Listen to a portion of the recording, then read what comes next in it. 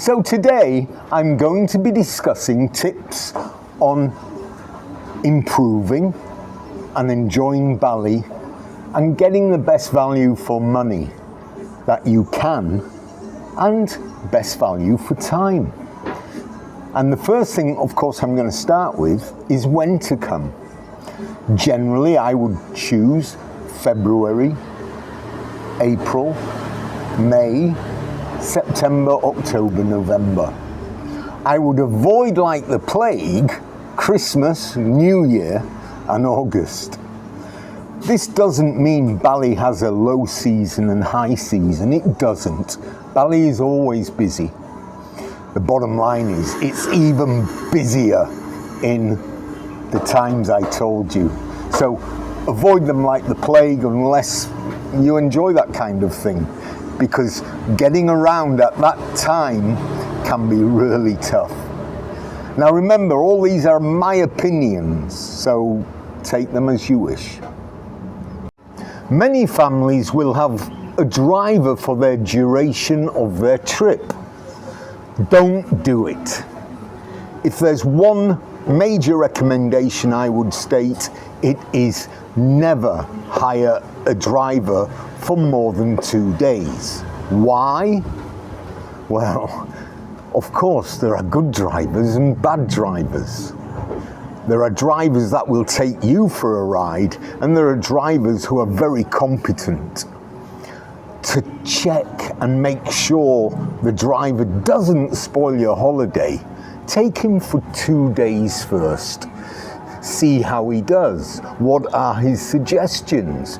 Are they good suggestions? Is he taking you to places you don't want to go?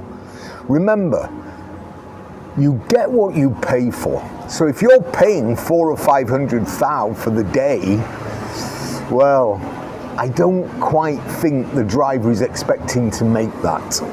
He's probably expecting to get some commission by taking you to a restaurant or taking you to a silverworks or a woodworks, and hopefully you'll buy something. Remember, all drivers will get commission, and that's fine. That's the same throughout the world, but not at your expense. The driver is there to help you. To put in no circumstances should you visit Garuda Wisnu Kanchana. It's a theme park, but it's a waste of money and a waste of time. Nor should you visit the gates of heaven. It's a 3-hour trip, and it's an hour just to get the photo, and it's a 3-hour trip back. And there's your day. Don't do it. And finally, and I've got 40 students to back me up, though they shouldn't have, do not visit a barong dance. I took my students on their field trip to Bali. It was the last field trip I ever took with my school. And some of the parents, oh, there should be something cultural. Well, of course, the moment they got there, they're out with the phones, they're out with their tablets. Barong dance, no need, no need.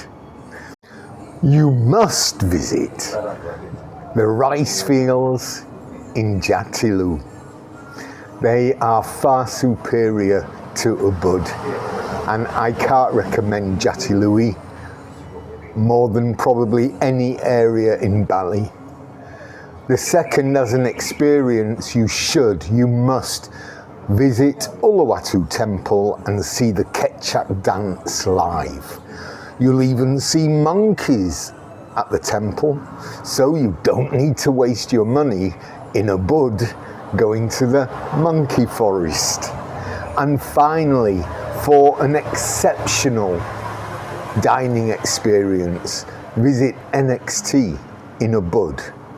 It will be the best $50 for a meal you have ever made. So unless it's Christmas, New Year or August, I always suggest leave a couple of days free. Decide on the last few days where you will stay after being in Bali for a few days. Don't book book the whole holiday, there are plenty of rooms. So what it costs you an extra $20 or $30, it doesn't matter. It gives you flexibility.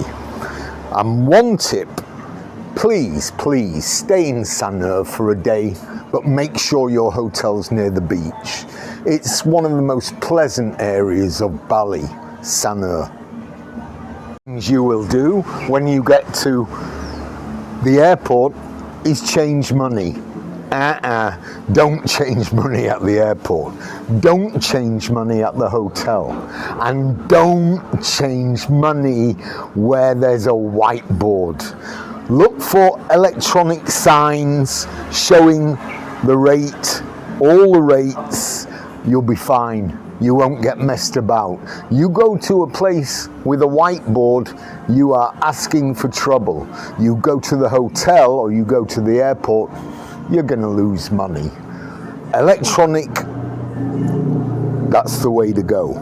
Second, you're probably going to want to find the prices of souvenirs.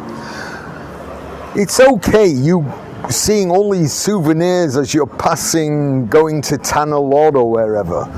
The bottom line is, if you don't know what you're doing, you will get fleeced. You will get fleeced because they are there to sell one item for one day. For example, if they sell you something for 200 and it's worth 40,000, that's 160,000 rupees.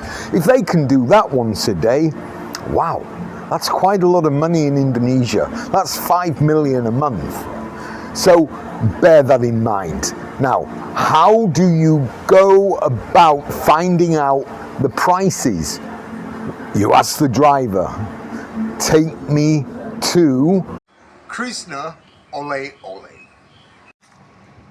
The motorbike is, for me, the best way to see Bali. Without a doubt, I always call Bali smoker's paradise, but it could just as easily be biker's paradise. To see the real Bali, you need a bike. Drivers won't take you to the places you could visit. The bike has accessibility to everywhere. But you need insurance. You need an international license. Without the international license, guess what? Your insurance is invalid. Now here's a bit of an anecdote. It's a naughty one. Somebody I knew who was German had an accident on a bike. He had insurance, but he didn't have a license. Well, what did he do? He paid the person, even though it was their fault, he paid the person the damage to his bike. I think that was 200,000. No police were involved. He went to the hospital. He said he fell down the steps at Uluwatu because, of course, he'd injured his shoulder. If he hadn't done that, 4,500 euros. But guess what? The insurance covered it.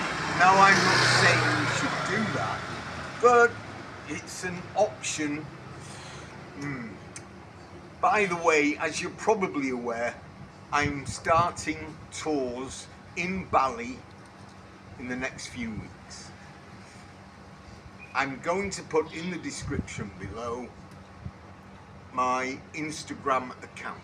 Please visit, and if you've got any questions, anything at all regarding biking in Bali or Indonesia, let me know. I'd love to hear from you. What is the one thing you should bring and one thing you shouldn't bring to Bali? What you shouldn't bring is impatience. Impatience is a killer. Don't bring it. What should you bring? You should bring a smile. And don't forget, Don't be a sheep.